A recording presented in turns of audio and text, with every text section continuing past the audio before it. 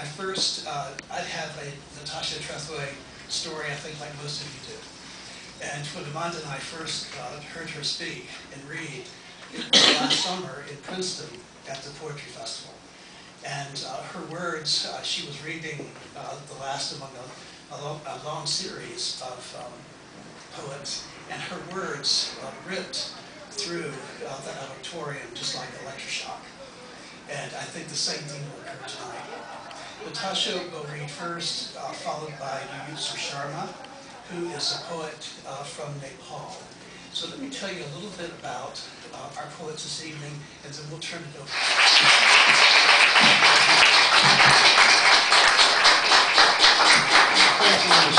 Illumination. Always there is something more to know. What lingers at the edge of thought, awaiting illumination. As in this second-hand book, full of annotations, daring the margins in pencil, a light stroke as if the writer of these small replies meant not to leave them forever, meant to erase evidence of this private interaction. Here, a passage underlined, there, a single star on the page, as in a night sky, cloud-swept and hazy, where only the brightest appears, a tiny spark. I follow its coded message, try to read in it the direction of the solitary mind that thought to pencil in a jagged arrow. It is a bolt of lightning. Where it strikes, I read the line over and over as if I might discern the little fire set, the flames of an idea licking the page, how knowledge burns. Beyond the exclamation point, its thin agreement, angle of surprise, there are questions, the word why. So much is left untold between the printed words and the self-conscious scrawl, between what is said and not, white space framing the story, the way the past, unwritten, eludes us. So much is implication, the after-image of measured syntax always there, ghosting the margins that words, their black-lined authority, do not cross.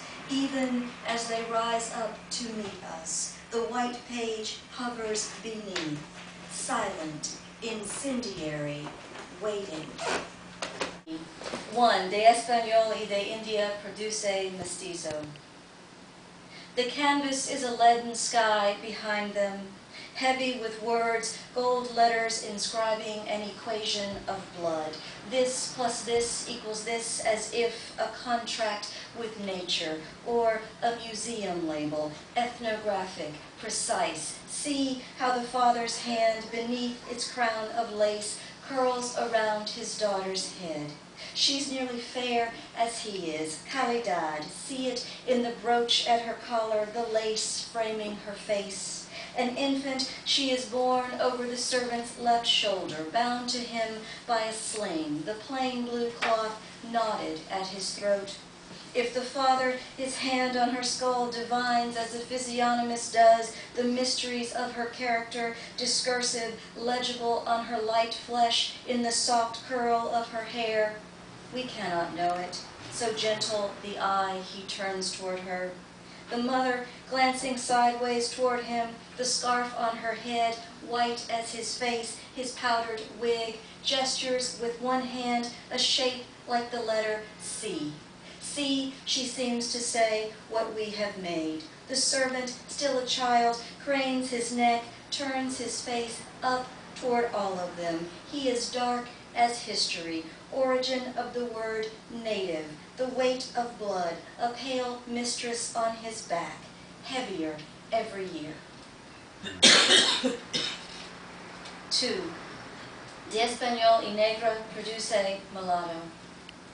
Still, the centuries have not dulled the sullenness of the child's expression. If there is light inside him, it does not shine through the paint that holds his face in profile, his domed forehead, eyes nearly closed beneath a heavy brow. though inside the boy's father stands in his cloak and hat. It's as if he's just come in, or that he's leaving. We see him transient, rolling a cigarette, myopic, his eyelids drawn against the child passing before him.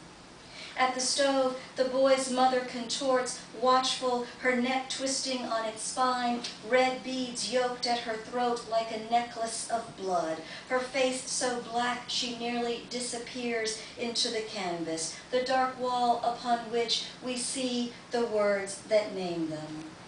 What should we make of any of this? Remove the words above their heads, put something else in place of the child, a table perhaps, upon which the man might set his hat, or a dog upon which to bestow the blessing of his touch, and the story changes. The boy is a palimpsest of paint, layers of color, history rendering him that precise shade of in-between. Before this, he was nothing, blank canvas, before image or word, before a last brushstroke fixed him in his place. Mules. On the great Tibetan salt route, they meet me again, old forsaken friends. On their faces, fatigue of a drunken sleep. Their lives worn out, their legs twisted, shaking from carrying illustrious flags of bleeding ascents. Age-long bells clinging to them like festering wounds, beating notes of a slavery that modernism brings. Cartons of iceberg, mineral water bottles, solar heaters, Chinese towels, tin cans, carom boards, sacks of rice, and iodized salt from the plains of Nepal Trilogy. Butterflies of the terrace fields know their names, singing brooks, tempests of their breathless climes. Traffic alert and time-tested, they climb, carrying dreams of posh peacocks, pamphlets of a secret religious war, filth of an ecologist-trial seaman, entire kitchen for a cocktail party at the base camp, defunct development agendas of guilty donors, the West's weird visions lusting for an instant purge. Stones stepped up the mountains, embossed on their drugged brains like lines of a boated love, scratched on the historic ropes of the water spouts. Starry skies of the dozing valleys know the ache of their secret sweat. Sunny days along the crystal rivers taste of their bleeding eyes. And the greatest fiction of their struggling lives lost like real mules, collecting their hooves on the flagstones, encircling the cruel grandeur of bloodthirsty mule paths around the glaciers of Annapurna. This poem has Shringar, romance. But it's not like, it's about someone else's wife, so it's more interesting. River. Between your marble shoulders and my hairy chest, the river roaring, tears, tears, tears. Between your mellowing mouth and my centered tongue, a night of flames and flesh, flesh, flesh. Between your hefty thighs and my throbbing hands, clouds drunk from the forests of rhododendrons, rhododendrons, rhododendrons.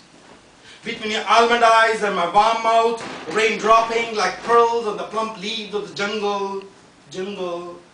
Between your shimmering skin and my dark hair, grass greener than the greenest parakeet, growing yellowish from incessant rain, rain. Between nights by the impotent pillow of your husband and my crazed headpiece, a poem of spring that shall fill my deep wounds, sprouting flowers, flowers, flowers. Between your tulips and my fragrant pen, a brain fever bird's crazed cry, mad, mad, mad. Between the sparkle of your teeth and my sleep, a rain coming like a roar of a starving stream in the starless summer gloom of the night, night, night.